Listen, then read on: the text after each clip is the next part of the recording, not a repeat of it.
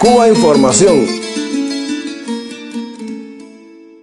No me digan más mentiroso, no me digan más, no me digan más.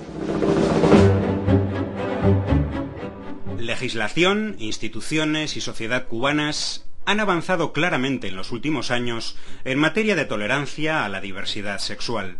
Campañas contra la homofobia recorren los medios de comunicación de la isla y existe ya una política institucional explícita en contra de la discriminación por orientación sexual, que como en todos los países del mundo pervive aún en ciertos espacios sociales. Por otro lado, Cuba es referencia internacional, por ejemplo, como uno de los pocos países donde el Estado cubre gratuitamente todo el proceso de la reasignación sexual, incluidas las operaciones de cambio de sexo.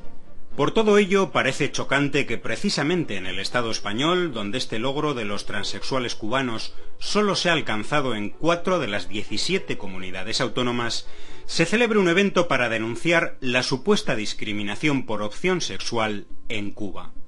El 23 y 24 de febrero, las segundas jornadas sobre derechos humanos, sociedad civil y homosexualidad en Cuba, financiadas por la Comunidad de Madrid y organizadas por Colegas, una asociación LGBT cercana al Partido Popular, se convirtieron en una especie de viaje al pasado en el que de nuevo se trató de hacer pasar por actuales situaciones de discriminación hacia gays, lesbianas y transexuales ocurridas en Cuba hace varias décadas.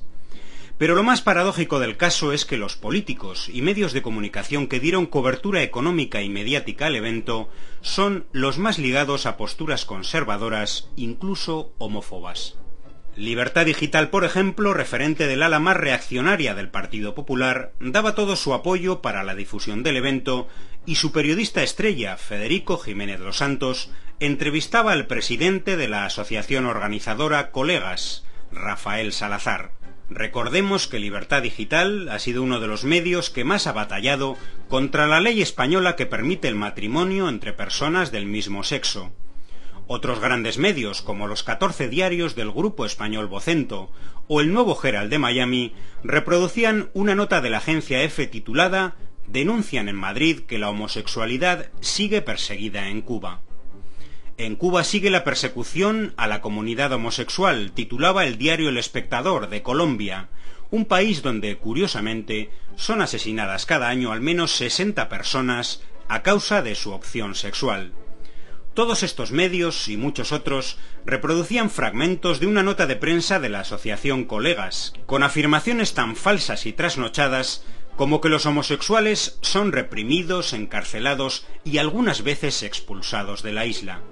En la web de este colectivo se puede leer además que las jornadas sirvieron para dar a conocer una historia silenciada, la de la feroz represión de la dictadura castrista contra los homosexuales. Todas estas mentiras son las mismas que, curiosamente, aparecen en el informe anual sobre derechos humanos en el mundo que elabora el gobierno de Estados Unidos. Algo que no debe extrañar si tenemos en cuenta que la citada asociación Colegas centra su trabajo de denuncia internacional precisamente en los países enemigos de Estados Unidos y de las potencias occidentales, y que ha participado en actos de respaldo a la política militar de Israel contra el pueblo palestino. Colegas es una organización sostenida por instituciones españolas gobernadas por el Partido Popular, pero con muy baja implantación social, algo bien fácil de corregir en la redacción de los medios. Cuba Encuentro, un portal digital también sostenido por la Comunidad de Madrid y por el propio gobierno español, trataba de engañar a los lectores al presentar a Colegas como la Confederación LGBT Española, es decir, hacía pasar a esta asociación por toda una plataforma representativa del movimiento en el Estado español. Pero en suma, ¿qué argumentos emplearon para denunciar a Cuba en dichas jornadas? Por enésima vez se volvieron a recordar las llamadas Unidades Militares de Apoyo a la Producción, UMAP, desaparecidas hace ya 44 años y que fueron descritas por los organizadores como campos especiales de trabajos forzosos para reeducar a los homosexuales. La presidenta de la Comunidad de Madrid, Esperanza Aguirre, en plena euforia, los calificó como campos de castigo inspirados en la Alemania nazi. Estas exageraciones y disparates, por supuesto, no excusan el error histórico cometido en Cuba. Recientemente el propio Fidel Castro reconocía como una gran injusticia la existencia de la SUMAP, campamentos donde homosexuales y otros colectivos realizaban labores agrícolas sustitutorias del servicio militar y que desaparecieron en 1967, 2 años después de su creación.